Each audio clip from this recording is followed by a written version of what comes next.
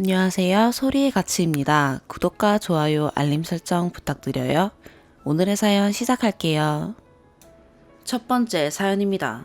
결혼과 동시에 임신으로 제대로 된 첫 명절인데 쓰러지기 직전까지 일했습니다. 원래 다 이런가요? 남편도 제가 이상한 사람처럼 얘기해서 진짜 제가 이상한 건지 혼란스럽습니다.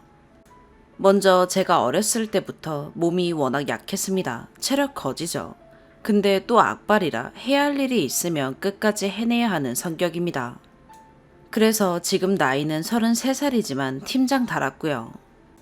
5년 전 전남친 스트레스와 전략기획실 업무 과중으로 공황장애를 극심하게 겪었습니다. 의사도 이렇게 심하게 온 사람은 처음 봤다고 할 정도로요. 6개월 정도 밤마다 응급실에 실려갔고 온 가족이 1년 정도 저만 돌봤습니다. 저는 당연히 모든 일은 그만뒀고 지하철 한 정거장도 혼자서 제대로 가지 못했습니다. 5년간 꾸준히 약 먹고 많이 호전되어 일도 하지만 무리하면 가끔 손발이 저리는 과업 증세가 옵니다.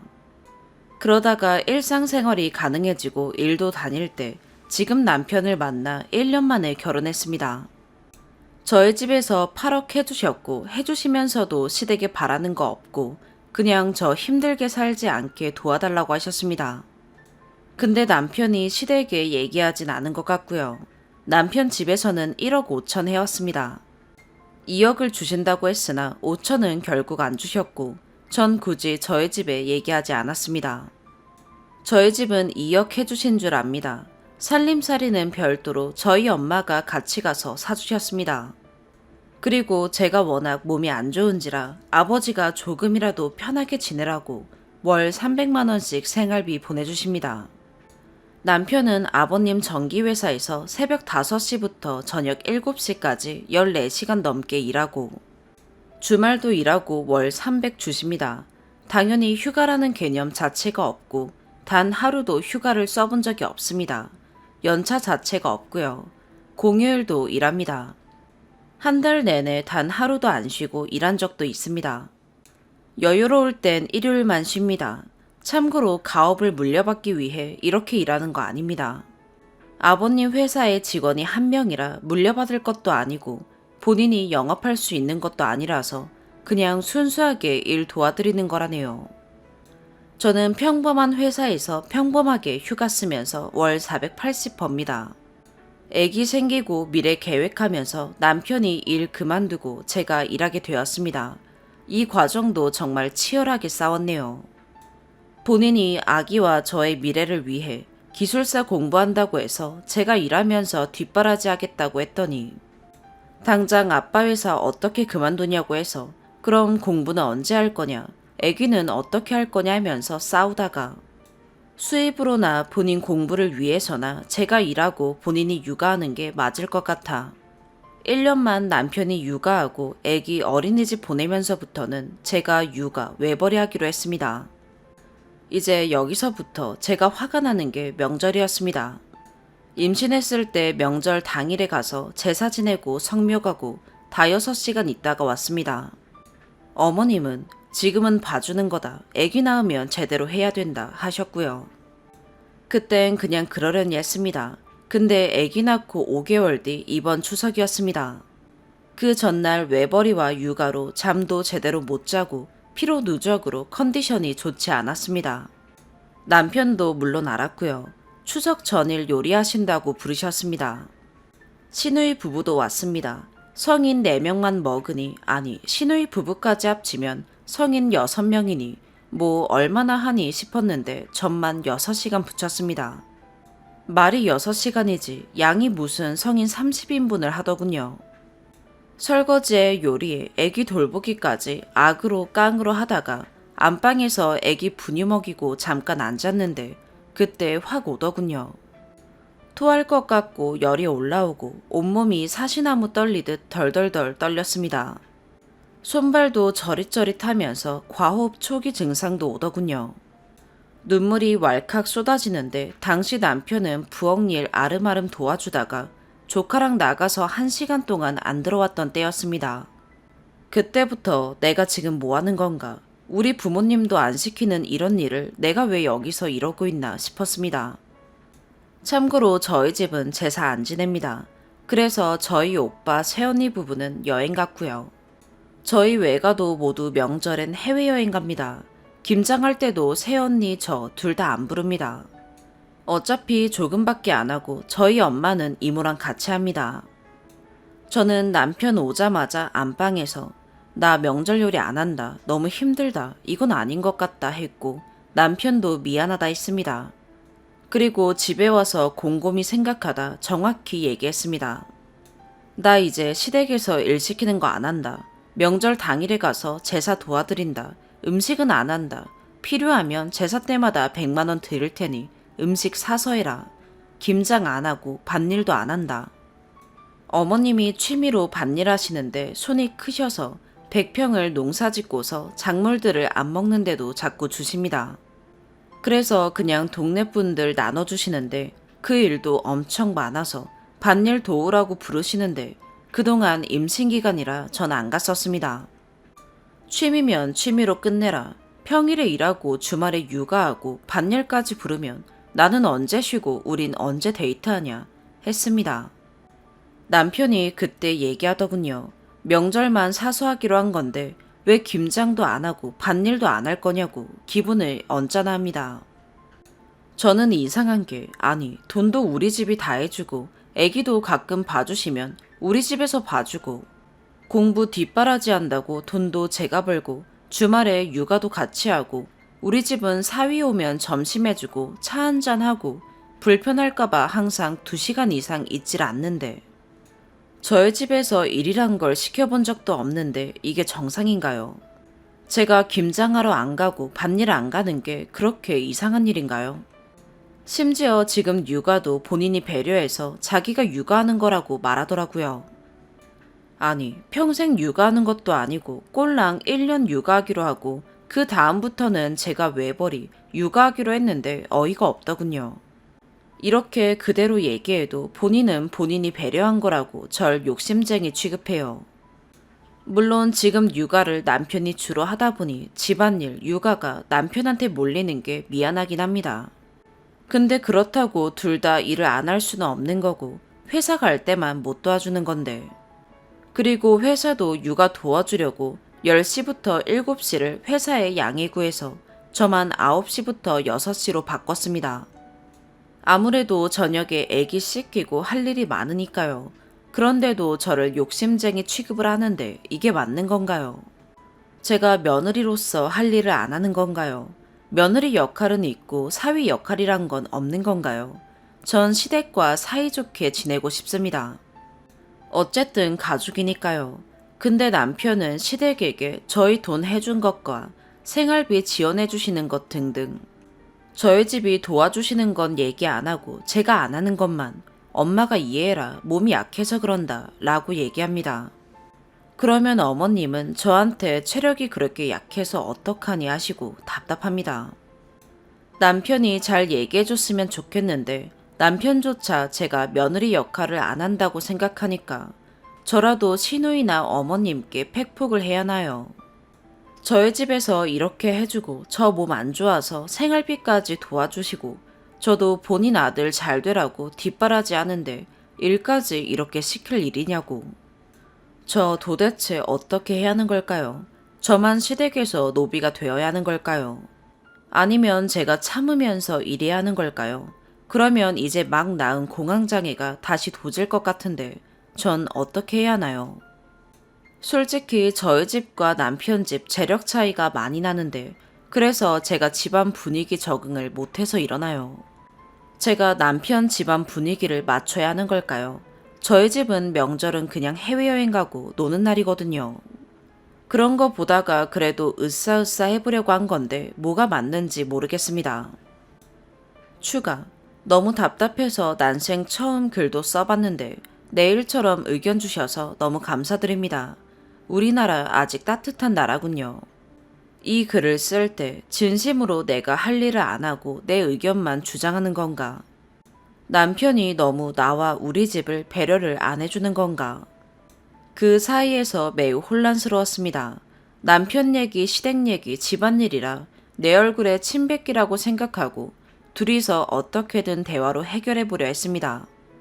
그런데 대화를 할수록 남편의 상식과 제 상식이 다르다는 게 느껴지더군요. 그래서 오늘 아침 저와 상황이 비슷한 친구에게 물어봤고, 이곳 의견들도 보고 제 상식이 정말 이상한 게 아니라는 걸 알게 되었습니다. 덕분에 제 얘기가 조작이라는 이야기가 나올 정도로 심각한 거였구나 알게 되었고요. 어제 밤까지만 해도 전 제가 이상한 줄 알았거든요. 둘이서만 얘기하니까 내가 이상한 건가 싶더라고요. 이제 팩트는 알았고 이걸 어떻게 해결하지 싶어요. 한정된 글로 쓰다 보니 많은 얘기를 못했지만 남편은 너무너무 다정한 사람이에요. 그래서 연애 6개월 만에 결혼 결심했고요. 임신 때 혼자서 그렇게 아버님 회사에서 입술 허해질 때까지 일하고 와서 집안일 다 하고 그랬습니다. 물론 그래서 회사 일을 그렇게까지 해야 하냐고 싸웠지만요. 평소에도 절 많이 아껴주고 무엇보다 많이 사랑해줍니다. 그 마음을 모르는 게 아닙니다. 그리고 돈을 밝히는 친구는 아닙니다. 돈은 있다가도 없고 없다가도 있는 거고 그냥 마음 편히 행복하게 살자고 서로 얘기합니다. 씀씀이가 큰 것도 아니고요. 오히려 많이 아끼면서 사는 친구입니다. 근데 그래서 독이 된 건가 싶기도 해요. 저희 친정에서 해준 돈을 너무 쉽게 생각하는 건가 싶어요. 저희 집이 그렇게 엄청 막 잘 사는 건 아니거든요. 저희 친척들 중에 저희 집이 제일 못 사는지라 저희 친척들은 소위 건물주 분들이시라 저도 딱히 엄청나게 잘 산다고 생각 안 해봤고요. 그냥 중상층이다 생각해요. 강서구 35년 된 아파트에 녹물 나오는 집에서 초등학교부터 쭉 살았고 저희 엄마도 겨울에 난방 안 틀고 두꺼운 스웨터 입고 따뜻한 물 안 쓰고 살거든요. 그래서 전 친정에서 해준 돈 금액 크기보다 그 돈을 어떻게 벌었고 아껴왔는지 아니까 그만큼 절 안 힘들게 했으면 좋겠다였는데 남편은 그냥 그 돈은 그냥 돈이고 시댁 일 도와주는 것도 도와주는 거다 라고 생각하는 것 같아요. 저도 이 글을 쓰기 전까지 그런 줄 알았고요. 그리고 저도 친정에서 돈 많이 해줬으니 나 할 거 다 하고 너가 납작 엎드려라가 아니라 그냥 살림이 여유 있으니 서로 체력적으로 힘들게 살지 않았으면 좋겠다였어요. 그래서 이번 명절에 일을 너무 시켜서 화가 난 거고요. 남편은 명절은 음식 사다 가기로 했으니 당일만 가자고 했고 제가 명절 외에도 김장, 밭일 등 일하는 건 안 한다고 하니 그건 서운하다고 얘기했어요. 언짢게 생각해서 추석 당일부터 이틀을 서먹하게 지냈어요. 시댁은 저희 부모님이 제가 몸이 약하니 편하게 살라고 생활비 주시는 건 모르는 것 같고요. 남편은 다정하고 스윗하나 이런 집안 상식이 안 맞아서 대화가 평행선이고 게다가 남편이 분쟁을 싫어해서 서로 얘기하면서 생각을 맞춰나가야 하는데 어느 순간 갑자기 아 됐어 그냥 내가 네 말대로 할게 됐지? 이렇게 끝나요. 전 제 말대로 해달라는 것보단 서로 생각을 얘기해서 맞춰나가고 서로 진심으로 이해해서 어떤 하나의 방법을 찾고 싶은 것인데 끝은 남편이 참는다는 식으로 끝나더라고요. 그게 또 이번 사건으로 내가 너 말대로 아빠 일도 그만뒀는데 이젠 명절까지 이러냐 라는 식으로 다시 터져버리고 전 잘 풀어보고 싶습니다. 제가 할 수 있는 선까지 노력해보고 헤어지든 말든 해야겠죠. 제가 생각한 방법으로 하나는 신우이랑 얘기해보는 겁니다.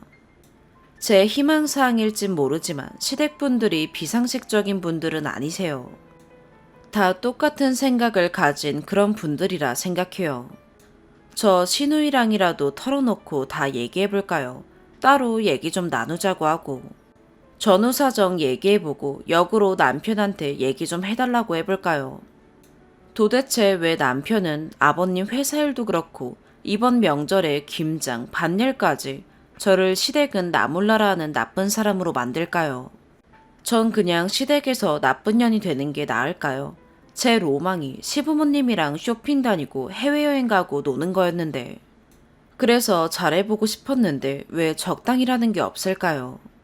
요리 한 번 하면 8시간 이상 하고 밭일하고 김장은 또 200포기를 넘게 하시는데 그거 하다가 저 그거 따라 하다가는 진심 과업 올 것 같거든요.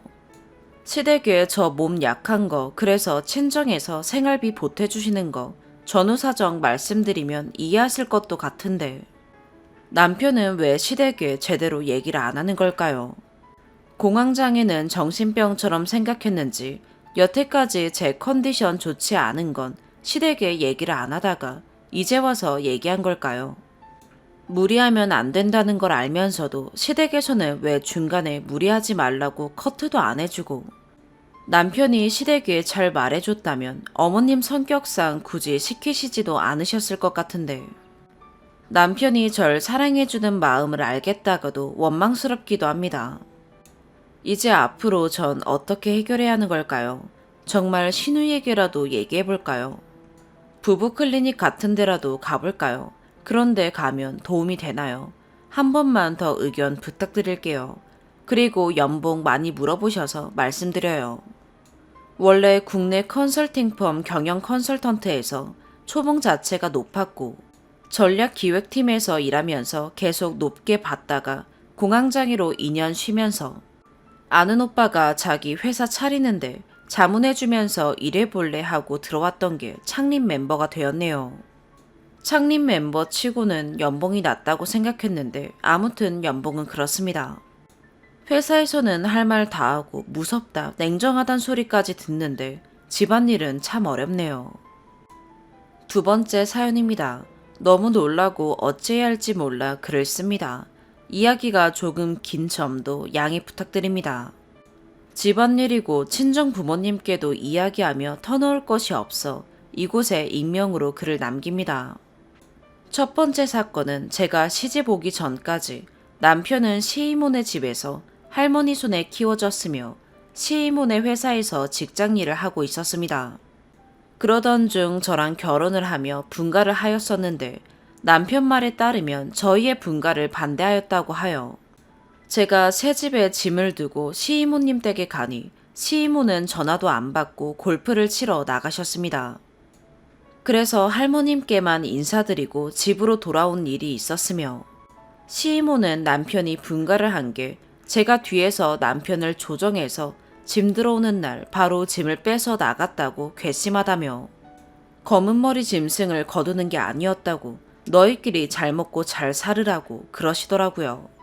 그 당시는 꾹 참고 서운해서 그러는가 보다 하고 넘겼습니다. 두 번째 사건은 남편의 월급을 시이모가 남편에게 언지나 동의도 없이 차감하였습니다. 남편이 회사 출근 및 부수입으로 월급이 들어왔었는데 회사 월급도 줄이고 부수입은 첫째 시이종매에게 집살 자금을 마련해준다고 뺏어갔습니다. 저희가 결혼하고 한 달도 안 돼 발생된 일이라 남편은 집값 대출금에 고정지출을 제외하니 생활비가 50만 원밖에 남지 않아 다른 직장을 찾아보고 시이모네 회사를 관두게 되었습니다. 이 과정에서 2명의 시이종매들은 회사 관두기 2주 전 갑자기 통보하는 오빠의 행동이 잘못되었다 이야기하며 둘째 시이종매는 자신의 결혼식에 오빠를 초대하지 않겠다고 이야기하며 시이모는 저희 집 집들인 날 와서는 저한테 도끼 눈을 뜨고 네 남편 회사 그만둔다는데 이유가 뭐니 하며 저한테 따져 물으시더라고요. 참고로 시이종매들은 자신의 엄마가 오빠의 월급을 줄인 사건을 모르고 있습니다. 남편이 없을 때예요. 그래서 저는 모르는 일이라고 하고 남편이 분가한 일까지 끌어들이며 이야기하는 걸 삼촌과 외숙모님께서 말려주셔서 그 상황이 무난히 넘어갔습니다. 남편이 회사를 그만둔 뒤 시이모와 사촌동생들은 현재까지도 남편에게 연락 한 통이 없습니다.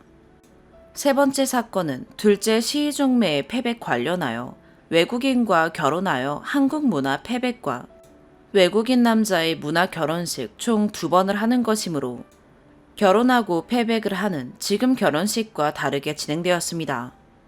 둘째 시이종매가 연락이 와서는 몇 월 며칠에 패백을 할 예정이나 저희 남편은 사정상 초대를 할 수 없으니 언니만 올 수 있으면 오라는 문자였습니다. 그 문자를 받고서는 저 혼자 여기 오라는 초대는 지금 내 남편을 나도 등지라는 말인 건가 생각되어 남편에게 말하였습니다. 남편 집안일인데 숨기는 건 절대 안 된다고 생각하였고, 숨겼다가 나중에 알게 되면 저희 둘의 불화가 생길 텐데 굳이 숨겨야 할 이유를 찾지 못하였으며, 여기에 저만 오라고 하는 시이중매가 괘씸하기도 하였습니다. 그 와중에 시이모는 패백비 뜯어내려고 저희를 초대하고 싶다고 저희에게 직접 연락하지 않고 삼촌에게 부탁하여 삼촌이 대신 저희에게 연락이 오셔서 이야기를 하자고 삼촌네 집으로 가게 되었으며, 그때 삼촌에게 남편은 초대 못한다는 문자를 보여드리고선 삼촌과는 이야기를 잘 마치고 집에 왔습니다. 문제는 그 다음날 시이모가 저에게 전화가 와서는 네 남편에게 문자를 왜 보여주고 왜 이야기를 했냐며 일처리를 왜 그따위로 하냐고, 너는 애들 사이를 더 갈라놓은 거라며 소리 지르고 왜 이야기했냐고 하길래 남편과 서로 거짓말하지 않고 숨기지 않기로 했다고 하니 너는 선의의 거짓말도 모르냐며 노발대발하였고, 수아음을 최소로 하였음에도 시이모가 소리를 지르는 덕에 옆에 있던 남편에게 이야기 소리가 다 들려서 남편이 지금 뭐하는 짓이냐고 자신한테 직접 전화하라고 화를 냈더니 시이모가 저보고 정신이 있니 없니를 시전하며 남편이 옆에 있으면 있다고 말을 해야 하는 거라며, 자신이 남편 욕하는 걸 남편이 들으면 얼마나 기분 나쁘겠냐고 더 소리를 지르며 이야기하였습니다. 저한테 전화를 해서 남편 욕을 한다는 개념 자체가 이해가 저는 안 갔으며 왜 자꾸 모든 일을 제 탓을 하시는 거냐 이야기했더니 내가 언제 네 탓을 했냐고 소리 지르면서 네 남편이 잘해주니 세상 다 가진 것 같냐고 천만의 콩떡 만만의 꿀떡이라는 소리를 하며 니네끼리 얼마나 잘 사나 두고 보자며 시이모가 먼저 전화를 끊었습니다. 그 전화를 옆에서 들은 남편은 화가 머리끝까지 나서 제 핸드폰을 가져가 시이모 인스타그램을 차단하고 시이모한테 전화 오면 전화 받지 말고 문자로 남편에게 전화하세요 라고 하고 전화 온 걸 캡처해서 남편에게 보내라고 했었고요. 그리고 시이모는 지금 현재까지도 남편에겐 전화 한 통 하지 않고 있습니다.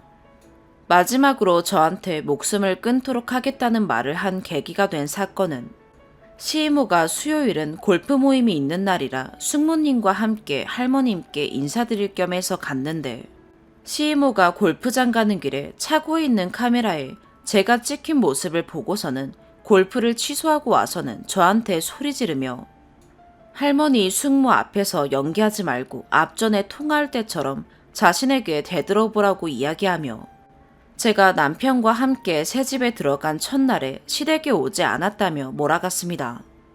제가 무조건 첫날 집에 왔다고 하니 거짓말하지 말라며 너 거짓말하는 거 싫어한다더니 왜 눈 동그랗게 뜨고 거짓말하니? 거짓말 잘도 하는구나 라고 했습니다. 그러는 와중 옆에 있던 시할머님께서 저희 엄마가 선물로 드린 은수저를 가지러 가려 하시며 너 이거 가지고 새집 들어가고 난 뒤 너희 할 일 다 하고 그 이튿날 왔었잖아 라며 이야기하시니 시이모가 엄마 그거 쳐다도 보기 싫으니 가져오지 마세요 라는 말에 너무 화가 나 눈물이 나더라고요.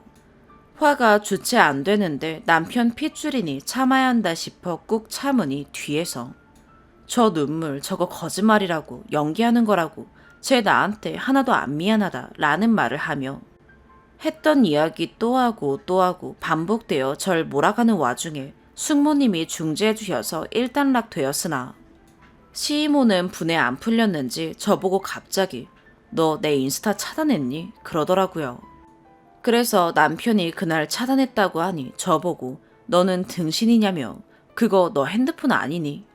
남편이 차단했으면 다음날 네가 풀어야지 그러면서 등신 같은 년 여기가 어디라고 와 여기 내 집이야 그러는 중에 숙모님이 저에게 얼른 가자고 신발 신으라고 하셔서 신발을 신으니 당장 내 집에서 꺼지라고 너 내 눈에 띄면 못 살게 한다 라고 하길래 대답도 하지 않고 집에 왔습니다. 이 일이 있은 후 전 이제 시이모네 집 사람들과 연을 끊어야겠다 다짐하였고 그날 저녁 토시 하나 빠뜨리지 않고 남편에게 다 이야기하였으며 남편이 이야기를 듣자마자 제 핸드폰을 가져가서 시댁 사람들 다 차단시키고 남편도 키워주신 할머님을 제외하고는 다 차단하였습니다. 남편이 집 앞에 카메라가 달려있는데 혹시나 저의 집으로 찾아오면 바로 경찰에 신고할 테니 걱정 말고 문도 절대 열어주지 말고 바로 자신에게 전화하라고 이야기한 다음 날엔 페퍼 스프레이까지 사와서는 길 가다 만나서 저에게 해코지를 하려고 하면 바로 스프레이 뿌리라고 하더라고요. 그리고는 오늘 오후에 우편함을 보니 둘째 시이중매의 청첩장이 와 있어서 남편이 찢어버리고 저녁에 삼촌이 남편에게 전화하셔서 혹시나 해서 이모가 물어보더라고 결혼식에 올 거니? 라고 말씀하시는데 너무 기가 차고 시이모와 시할머니가 저희에게 추석날에 집에 저녁 먹으러 올 건지 물어보라고 했다 하더라고요. 도대체 가만 안 둔다고 할 땐 언제고 추석날 저녁 먹으러 올 건지 물어보라는 시이모가 두 얼굴 같고 패백된 오지 말라더니 청첩장 보낸 시이중매의 행동에 소름이 끼칩니다. 저 집 사람들의 사고방식을 도무지 이해할 수가 없는 반면에 한편으로는 남편을 키워주었다는 생각에 가족의 연을 끊게 되어 제가 죄책감을 가져야 하는 건지 생각이 많아져서 잠이 오지 않더라고요. 남편이 시이모에게 하인 취급당하며 사촌 동생들에게 무시당하며 살아온 이야기들까지 다 하면 책을 한 권 출판할 정도라 글이 더 길어질 것 같아 요 근래 있었던 일만 글을 작성합니다. 이제 저도 더 이상 시이모의 몰상식한 행동들을 참을 수 없을 것 같고 이번에 저를 해코지한다는 날의 이야기들을 남편에게 말하나 안 하나 지켜본다는데 제가 남편에게 말한 게 절대 잘못된 일이 아니며 이만큼 당해주었음 시이모를 이제 사람 취급하지 않아도 되는 거겠죠. 저는 남편과 더 잘 사는 길이 복수하는 길인 거겠죠.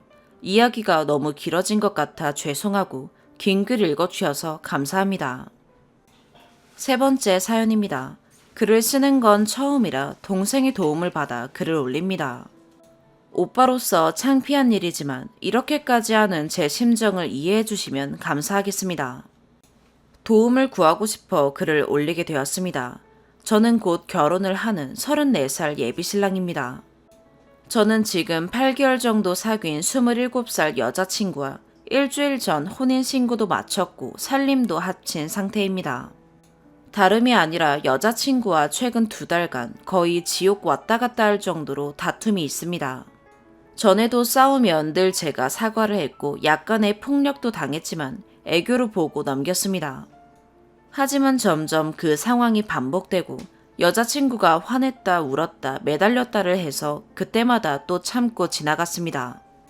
여자친구가 저에게 불만이라는 내용을 자잘한 건 빼고 큰 것만 추려서 써봤습니다.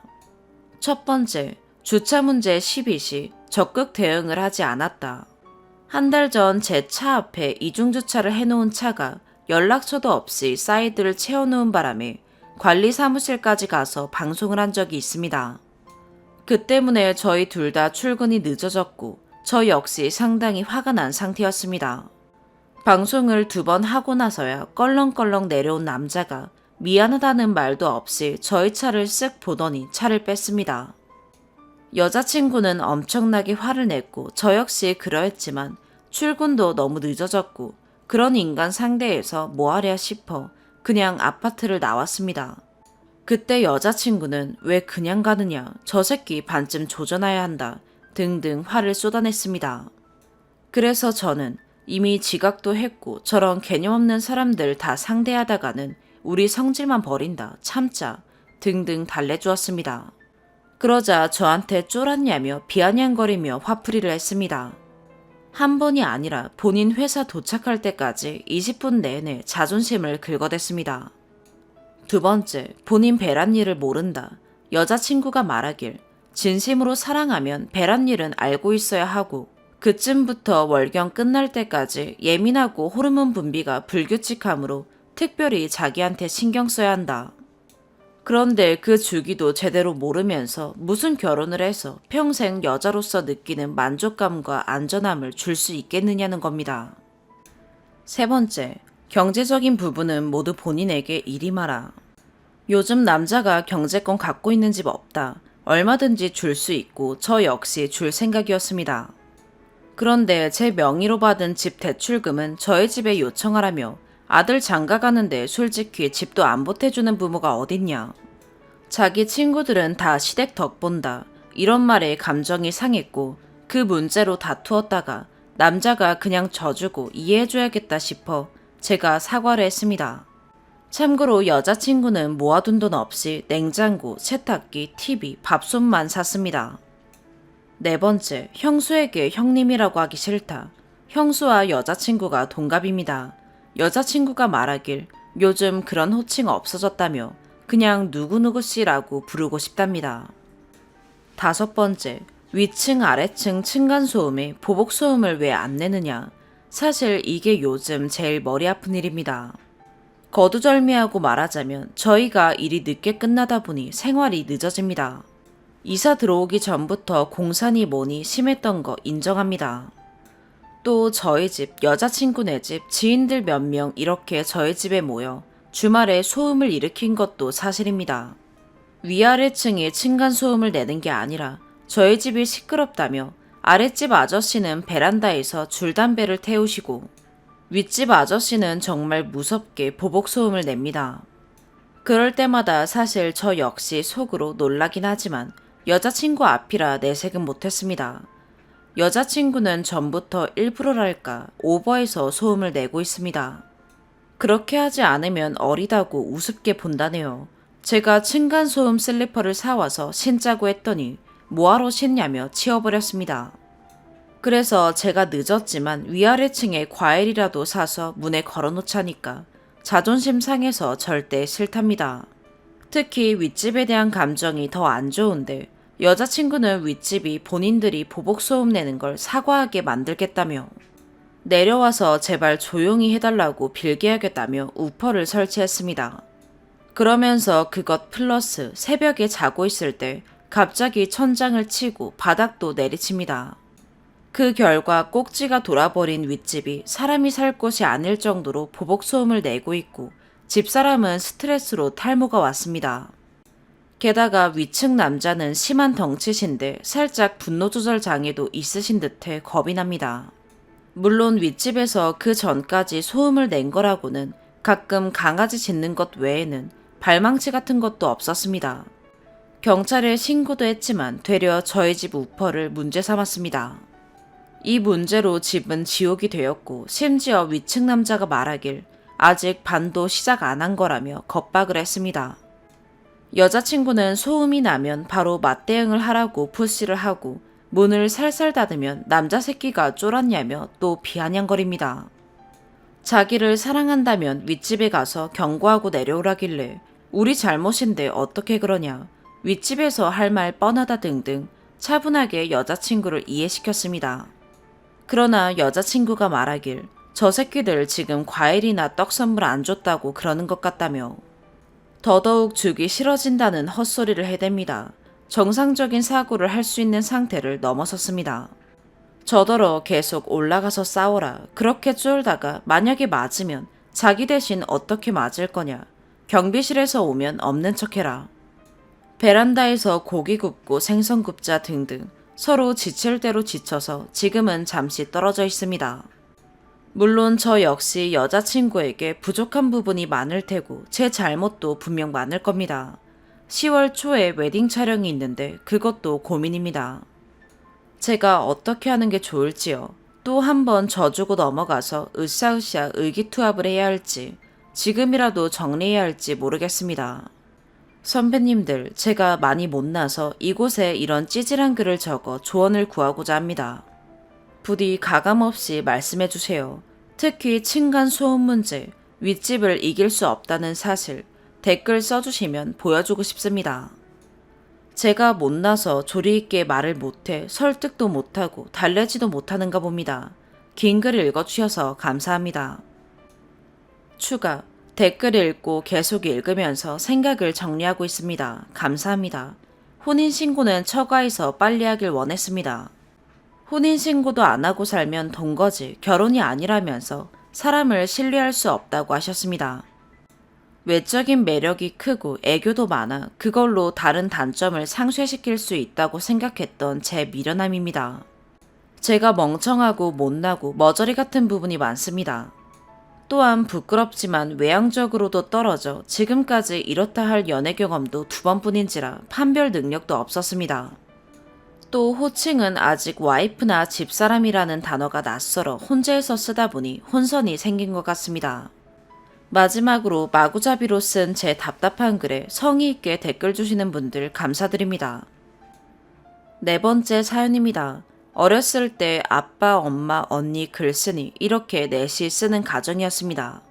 아빠의 장점은 술, 담배를 안 하고 근면 성실하며 가족밖에 모른다는 점이며 단점은 화가 나면 감정 주체가 잘 되지 않아 다소 폭력적이었습니다. 엄마의 장점은 겉으로 보기에 온화한 성격이며 단점은 이기적입니다. 언니의 장점은 머리가 좋고 인류대학을 나와 최상위급 직군에 종사 중이며 단점은 거의 사이코패스입니다. 다른 가족들은 이 상황과 관계가 없으니 넘어가고 아빠가 글쓴이 20대 초반에 사고로 돌아가셨습니다. 그때는 나이도 어렸지만 세상 물정도 너무 모르고 나이보다도 더 덜 떨어진 애였던 것 같습니다. 물론 직장도 없었고 대학은 다니지 않았습니다. 교통사고가 나시고 식물인간으로 계시던 도중 엄마는 우리 가족이 살던 아파트를 팔았고 언니에게는 전세자금을 보태준 것으로 알고 저는 월세 단칸방을 얻을 보증금을 받았습니다. 아파트를 판 돈으로 지방에서 장사를 해보고 싶다고 내려가셨고 얼마 있지 않아 아버지는 돌아가셨으며 엄마와 언니는 아버지의 유산인 명의는 엄마 명의인 아빠의 아파트로 꽤 오랫동안 싸움을 했고 언니는 자기 편을 들어달라고 저에게 매일 하소연하고 엄마 또한 저에게 그렇게 하였습니다. 결과적으로 돈이 어떻게 된진 잘 모릅니다. 그 당시 한겨울이라 보일러 낼 돈이 없어서 찬물에 씻으며 반지하방에서 유리쪽문 부수고 침입하는 사건도 발생하고 하루하루가 살기 싫었습니다. 너무 긴 이야기라 여기까지 하겠습니다. 그땐 너무 어리고 멍청해서 아버지가 남긴 유산 때문에 가족끼리 싸우는 게 슬프기만 했고 어떻게 해야 하는지 그냥 몰랐습니다. 여기서 제 성격의 장점은 어떤 상황에서 누군가를 원망하지 않는 점인 것 같고 단점은 저도 아버지를 닮아 욱하는 성질이 있습니다. 정말 너무나 어렵게 살았고 이젠 이건 15년도 더 지난 이야기입니다. 현재는 아직 결혼은 하지 않았고 작은 업체의 사장으로 지내고 있으며 그렇게 어렵게 살 때는 전화도 잘 받지 않던 엄마와 자주 연락을 하고 지내고 있습니다. 엄마랑 지금 이전의 사이가 계속 별로였던 건 아닙니다. 제가 아주 어렸을 때 유치원, 초등학생 때는 엄마가 잘해주었던 것 같고 저는 약간 덜 떨어진 애처럼 엄마밖에 모르는 그런 애였습니다. 그리고 이 사건이 터지기 전까지는 엄마와 언니를 원망한 적은 없었습니다. 아무튼 지금은 업체를 잘 꾸려나가고 있고 엄마 차가 너무 낡고 오래되어 안전이 걱정되어 차를 한 대 사준다고 하였고 현재 엄마는 같이 사시는 분이 계신데 너무 착하신 분이라고 들었습니다. 딸이 차를 사준다니까 너무 좋아서 동네방네 다 자랑을 했다는 얘기를 듣고 기분이 좀 그랬습니다. 제가 제 엄마에게 사주는 차를 같이 사는 분, 얼굴도 모르는 분이 좋아한다니 좀 언짢았지만 별말 하지 않았습니다. 그러나 엄마는 계속 아저씨 신발 사줘, 아저씨가 고기 먹고 싶대 이런 식으로 돈을 요구하여 왔고 정말 이때부터 역겹기 시작했습니다. 참고로 현재 엄마의 공과금들은 사업이 잘 되기 시작하면서부터 계속 제가 내고 있으며 병원에 갈 일이 있거나 기름값 같은 건 제가 결제해주고 있고 마트에 갈 일이 있다고 하면 매번 10만원, 20만원씩 보내주었습니다. 차를 계약해야 하고 이제 여유가 없으니 공과금은 내가 계속 내줄 것이지만 생활비는 엄마가 알아서 하라고 하였고 알겠다고 하였는데 바쁜 평일에 업무폰에 문자가 하나 왔습니다. 마트 가는데 돈 달라고요. 이 문자를 보는데 갑자기 이성의 끈이 끊어지는 느낌이 들더니 5만 가지 정이 다 떨어지는 느낌이 들더라고요. 이때부터 그 바쁜 와중에 엄마랑 문자로 언쟁이 시작되었는데 거의 6시간 가까이를 계속 문자를 받고 문자를 주며 싸웠고, 자신이 아빠에게 손찌검 당하였고 피해받았으며 내가 너희 때문에 어떤 인생을 살았는데, 그리고 나는 그런 삶인데도 열심히 살았고 대학도 다녔으며 열심히 일해서 어쩌고 저쩌고 피해망상 환자적인 이야기를 했습니다.